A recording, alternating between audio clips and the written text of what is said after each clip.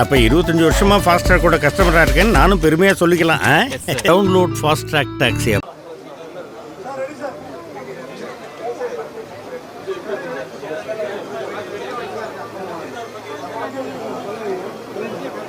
பெருந்தலைவர் தாத்தா காமராஜ் அவர்களுடைய பெருந்தொண்டர்,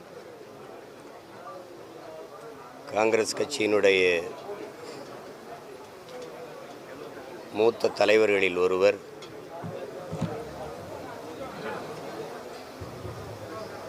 காந்தி மீதும் காமராஜ் அவர்கள் மீது இருந்த பெரும்பற்றின் காரணமாக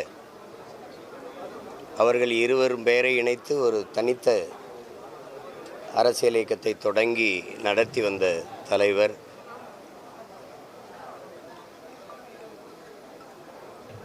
அரசியலையும் தாண்டி ஆகப்பெரும் தமிழ் ஆளுமை, இலக்கிய செல்வர் என்றுதான் எல்லோராலும் இன்று வரை அன்போடு அழைக்கப்படுகிறார்.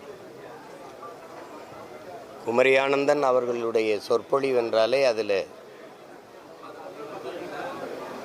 சொக்கி திளைக்காத மக்கள் யாரும் இருக்க முடியாது.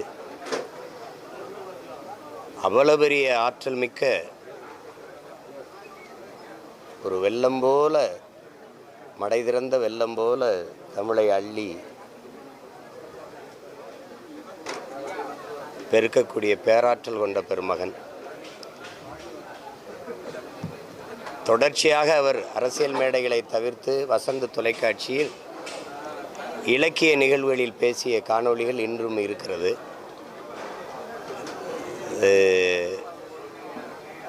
ஒரு அரிய சொத்து தான், தமிழ் இனத்தினுடைய ஒரு அரிய சொத்து. இப்படி எல்லாராலும் உருவாகி வர முடியாது.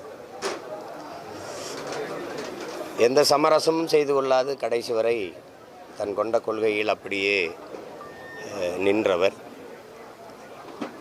தன்னுடைய மகள் மாற்று இயக்கத்திற்கு போய் மாநில தலைவராய் ஒரு மாநிலத்தினுடைய ஆளுநராய் வந்த பிறகும் கூட உயிர் பிரியும் அந்த கடைசி நொடியில் என்னை காங்கிரஸ் கொடி போர்த்தி அடக்கம் செய்ய வேண்டும் என்று சொன்னதாக அம்மா என்னிடத்திலே அதை பதிவு செய்தார்கள்.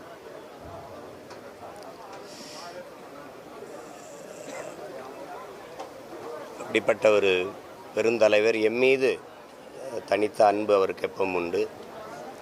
அவர் உடல்நிலை சரியில்லாது மருத்துவமனையில் இருந்தார். அப்போது கொரோனா நேரம். என்னுடைய அப்பா செந்தமிழன் அவர்கள் இறந்து போனதுக்கு நான் இங்கிருந்து என்னுடைய வாகனத்தில் ஊருக்கு சென்று கொண்டிருந்த போது ஒரு அழைப்பு, அது ஐயாவுடைய அழைப்பு தான். ஒரு மருத்துவமனையில் உடல் நலிவுற்று இருந்த, நலமற்று இருந்த அந்த நேரத்திலும் எடுத்து எனக்கு ஆறுதல் கூறி அந்த துக்கத்தை பகிர்ந்து கொண்டதை நினைக்கும் போது எனக்கு ரொம்ப நெகிழ்ச்சியாக இருக்கிறது. அவருக்கு அது அவசியம் இல்லை, ஆனாலும் அதை எடுத்து என்னோடு என்னுடைய துயரத்தை பகிர்ந்து கொண்டார்கள்.